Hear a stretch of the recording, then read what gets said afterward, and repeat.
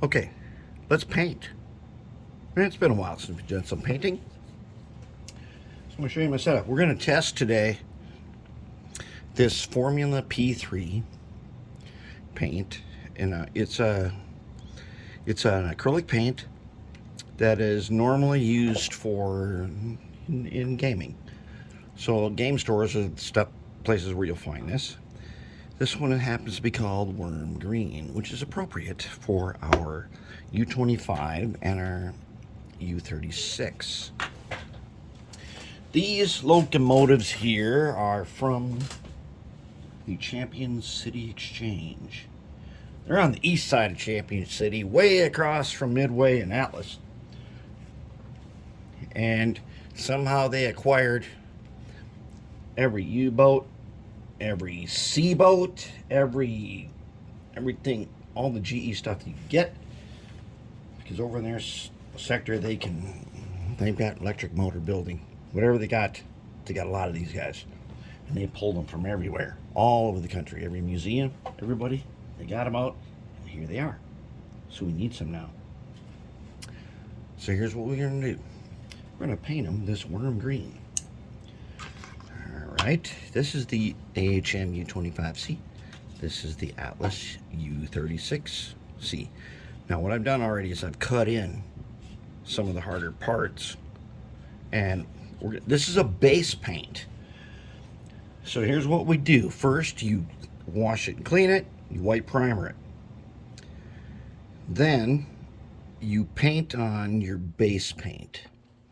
You don't really worry about brush strokes when you're using a base paint. They're going to come out in the wash later. It isn't going to matter. Just get the number of coats till you get. You don't like right here. This is one coat. You don't have to go any farther than one coat if you don't want to. You can get a special effect by doing that. So let's go ahead and let's see how it works. I've also got the wet palette over there. We'll look at that in another video, where I painted the inside of the cabs. We're going to go with this minted aqua, one of them pukey government greens, and we're going to have to make some custom decals for this. No problem. Let's go ahead and see what happens when we paint it. All right. So as always, right here I've got distilled water, and I've got another cup right here, which you can't see. It's got 91% alcohol. I've got it open in the pool noodle. I thought I was going to put it on the wet palette, but that's not necessary. I'm going to paint out of the pot. Okay. I've got a white Taclon brush.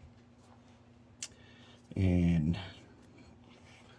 let's see what happens. We're ready to rock.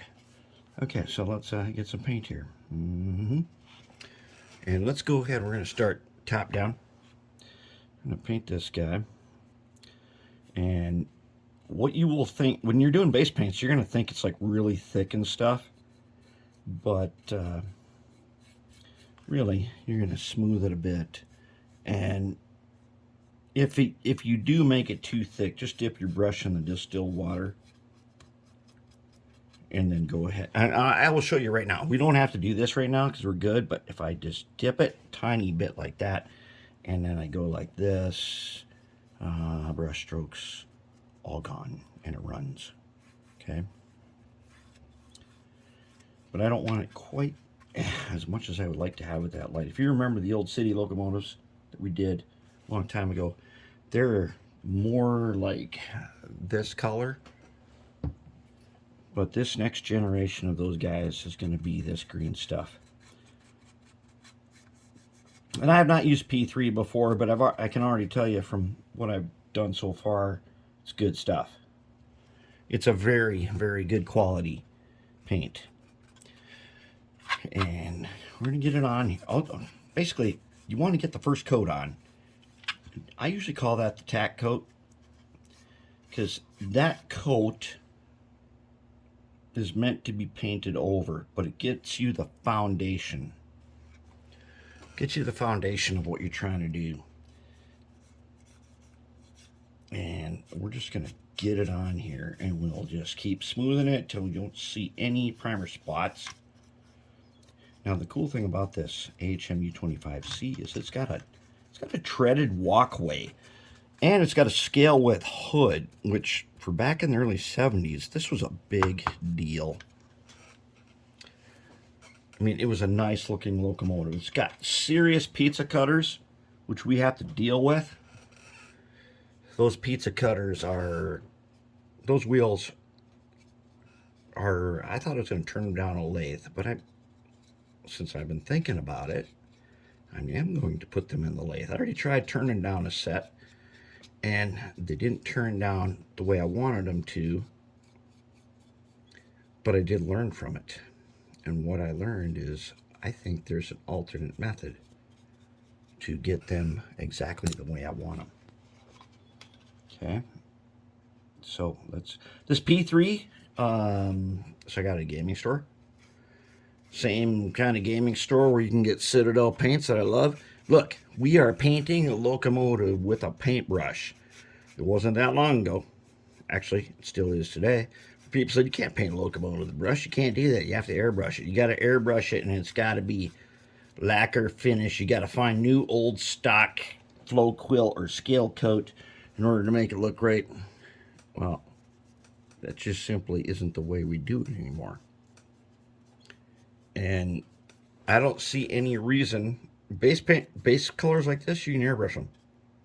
But there just isn't any reason to do that, to go through all that setup, when I can just paint it out with a white tackling brush.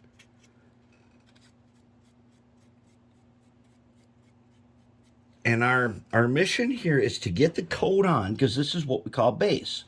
And we do other things to base paints. We do other stuff to base paints to get them to give us the effects that we want to have. And we don't worry about too much about brush strokes, because like you can see here, there's some strokes and stuff. They're going to give it character when it all comes out. When we are done with everything, with the base paint, we have to add all the special effects separately, one at a time. With a contrast paint or a speed paint, the special effects are built in, so you don't have to do much of that when you're done. We're going to base paint these, and then we're going to add we're going to add the effects. We're going to do layer, dry brushing, shading. We're going to do it all. That is what is considered the old school method, and by model train standards, we're not even close to the old school method yet. We're still back in the dark ages. And I learned this recipe once upon a time at a gaming store in La Crosse, Wisconsin. A young girl, probably about 18 years old, was painting some stuff, and they were having a painting clinic on Sunday, and I asked her, I said, hey, how do you do that? And she said, well, I can give you a recipe. Okay, I got a notebook. I pulled out a little notepad, and I wrote it down, and she told me how to do it. And ever since then, I followed that recipe. But she also said, look, in a couple days, this whole thing's going to change because of contrast paint. And I'm going to add myself because of speed paint. Speed paint and contrast paint changed this whole thing. However, for model railroaders, we're not even up to this yet. We're not even close to this, and they're already on to the next thing. They're probably on to the thing after the next thing that we don't even know about. And by the time we catch up, they'll be so many generations ahead that we're gonna have to catch up yet. That's okay though. All right, so we're getting there. Not bad. Look at this. Look. You see that? See, I'm not wrecking it. Pretty cool, huh? This is gonna be nice. Okay, so I'm gonna do a little more. I'm gonna wipe this on. I'll do the U36C. But as you can see, I am not worrying about.